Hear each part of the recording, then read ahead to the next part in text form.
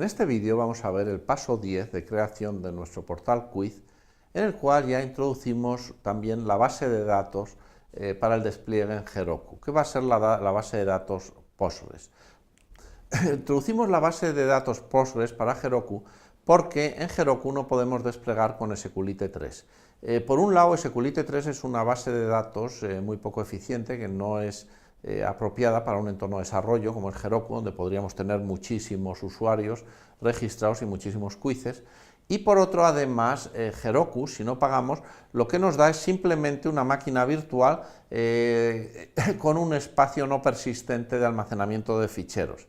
De forma que cuando paremos la máquina, resetemos la aplicación y volvamos a rearrancarla, todos los ficheros nuevos que hayamos creado en operación desaparecen. Y como SQLite es un fichero que está en el espacio de directorios de nuestro proyecto, ese fichero se perderá. Y cuando se rearranque otra vez, pues se hará, digamos, la migración y las semillas iniciales, pero todos los cambios que se hayan hecho se perderán. Por eso nosotros vamos a cambiar a Postgres, y para introducir la base de datos Postgres, cuando estamos en el entorno de Heroku, en el entorno de despliegue de operación, vamos a seguir estos pasos de aquí para permitir esta forma de funcionamiento. Para utilizar Postgres tenemos que por un lado tenemos que pasar la base de datos SQLite 3 a las dependencias de desarrollo. En un proyecto software siempre existen normalmente varios entornos. Existe el entorno de operación real y las dependencias que hay aquí son las que se instalan siempre en el entorno de operación real. Además existen las Developer Dependencies, que esas es solo para el entorno de desarrollo, cuando se está trabajando en nuestra máquina local. Por eso SQLite 3 hay que pasarlo aquí, y en cambio tenemos que instalar el paquete npm-pg, que es un paquete que se distribuye a través del repositorio central de npm para gestionar la base de datos Postgres.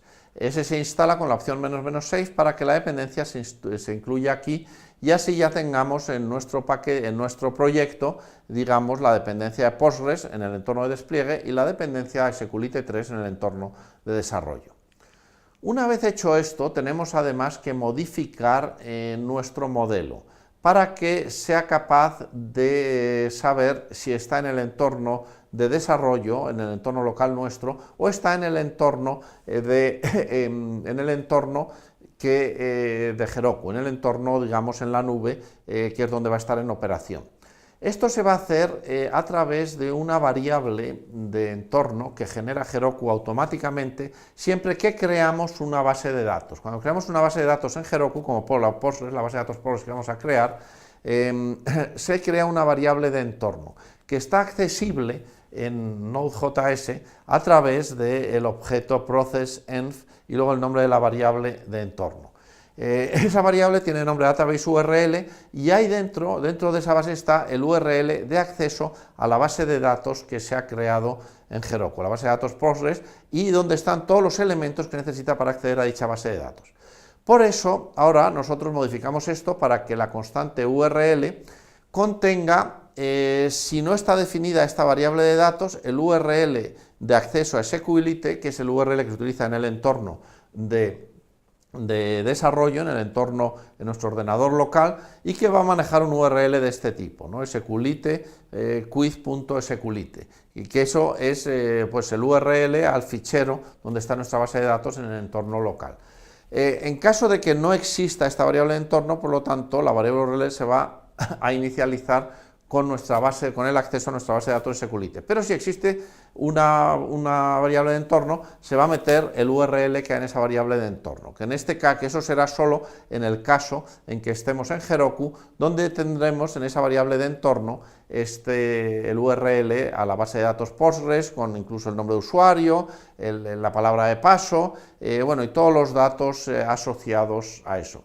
Lo demás permanece exactamente igual. Entonces, una vez que tenemos esa variable URL correctamente definida, ya creamos el objeto SQLite de acceso a la base de datos con el URL o bien local o bien de Heroku, con lo cual en cada caso se accederá correctamente a la base de datos que tenemos que utilizar. El resto permanece exactamente igual. Si nosotros en el entorno local, esto es una cosa opcional, queremos trabajar, por ejemplo, y montar nuestra base de datos Postgres para trabajar con la misma base de datos, también podemos crear un nuevo fichero .env, que habría que meter además en gitignore también para que no se meta, donde tendremos el acceso a nuestra base de datos local. Si por ejemplo instalamos Postgres en nuestro ordenador local y queremos manejarlo. Esto es un proceso complejo, por eso les recomendamos seguir con SQLite, a no ser que quieran bueno, pues trabajar y entender un poco mejor las bases de datos ya más de despliegue como Postgres y se la instalen en local. Este fichero .env, donde van a tener que meter el URL de acceso a su base de datos local si instalan otra base de datos que no sea SQLite, lo tienen que poner también en .gitignore para que eso no se les guarde en el proyecto, porque si este fichero se guarda en el proyecto, se guarda con git en la estructura del proyecto, aquí van a tener todos los datos de acceso a su base de datos local, palabra de paso, usuario y demás elementos que no deben compartirse con nadie, porque siempre que hay palabras de pasos o elementos de securización, estos nunca deben publicarse, y todo lo que lleven a Git, pues quedará público, a GitHub, perdón, quedará público. Por eso, en este fichero .env, donde van a definir su variable de entorno local, la van a simular cuando arrancan, como si arrancasen con Heroku, con el arranque típico de Heroku simulado en el ordenador local, pues tendrán que poner ahí la variable database URL igual a tal, para que cuando arranque se les configure una variable de entorno de nombre database URL con el URL propio de la base de datos. Y entonces local start funcionará correctamente con la nueva base de datos. Pero eso es opcional, no lo tienen que hacer los que vayan a seguir trabajando con SQLite.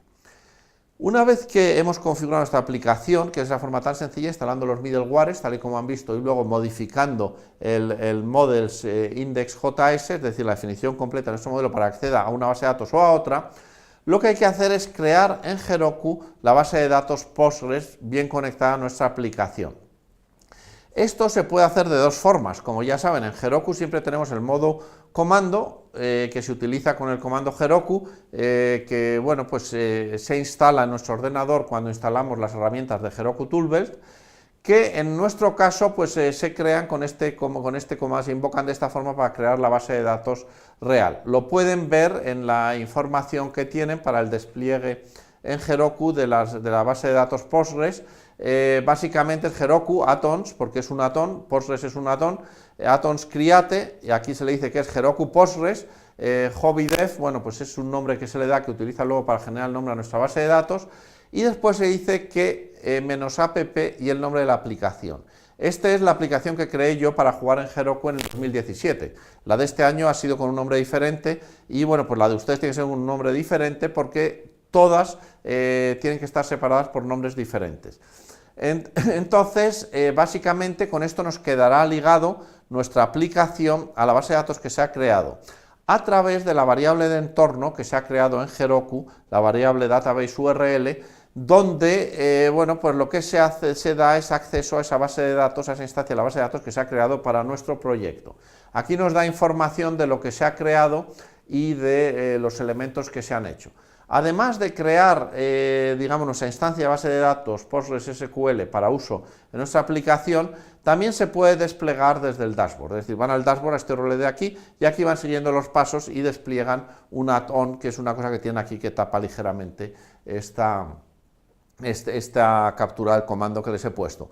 Yo les recomendaría hacerlo así porque es un poco más controlado, y con esto pues pueden hacer, y también pueden borrarla, tiene otro comando para borrar la base de datos si lo necesitasen. Una vez que han creado la base de datos, bien por comando o bien a través del dashboard, no lo pueden hacer de las dos formas, porque si no crearían dos bases de datos, en su aplicación, como la han identificado la aplicación a la que estaría asociada dicha base de datos, aparece esta variable de entorno database URL. Y aquí les aparece un URL que no deben compartir, pero lo primero que viene es el nombre de usuario y luego el password que se va a utilizar, que no deben compartir con nadie, porque bueno, pues podrían hackearles la base de datos y meterles información perniciosa de tipo virus y demás. Bueno, además de esta variable, pues tendrán aquí ya los demás elementos que ya tenían definidos de cuando creamos nuestra primera aplicación en Heroku, que todavía no utilizaba base de datos. Al introducir la base de datos simplemente se les introduce esta variable de entorno, que es la que les da el enlace con el que debe acceder. esta variable de entorno es la que está accesible a través de process.env, nombre de la variable de entorno, que es database URL. Bueno, y una vez hecho todo esto, pues lo que tienen ya es que pues desplegar su nueva aplicación en Heroku, una vez que en Heroku han creado ya su instancia de la base de datos. Como saben, cuando instalaron Heroku Toolbed se creó un remote dentro de su proyecto, en la parte de Git, de nombre Heroku. Ese, como a veces borran y hacen cosas con el proyecto, pues se les ha podido borrar. Por eso, con git remote -v pueden ver qué remotes tienen definidos. Si no tienen Heroku, pues tienen que añadirlo, ¿no? Con git remote add Heroku como nombre simbólico del remote y luego el nombre de Heroku, el URL, perdón, del repositorio Git que tienen Heroku para despliegue. Por eso, una vez definido esto, ya lo pueden desplegar así, o si no, en vez del nombre simbólico del remote, podían utilizar directamente el URL, pero es más cómodo definirlo y utilizarlo siempre así. Recuerden que en Heroku siempre tienen que desplegar en la rama master, porque lo que se va a ejecutar en su aplicación es lo que está en la rama master del proyecto que han desplegado. Por eso, si el desarrollo lo han hecho en una rama determinada, como se llama rama X, tienen que hacer un git push Heroku rama X a master, para que la rama X, los desarrollos que han hecho en la rama X, pasen a la rama master de Heroku y Heroku los ponga en ejecución. Si lo quieren desplegar simplemente la rama master, pues lo hacen así. A veces han tenido que cambiar, incluso ir para atrás, y hay commits incompatibles y el despliegue con push no les funciona por esas incompatibilidades. Si no les importa borrar lo que ya tienen, el proyecto antiguo, y dejar solo el nuevo, pues con la opción "-f" pueden hacer este despliegue. Git push "-f", Heroku, rama X a rama master, desplegaría la rama X en master aunque hubiese incompatibilidades. También lo pueden hacer poniendo un más aquí delante, si recuerdan, de GitHub.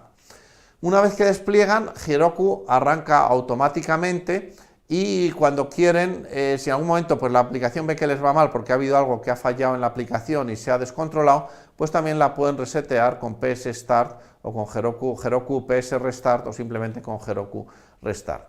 Entonces, bueno, pues aquí tienen un resumen de estos comandos y también de algunos otros comandos más de Heroku que pueden utilizar. Esto es un pequeño repaso. Y con esto acabamos este tema, nada más, muchas gracias.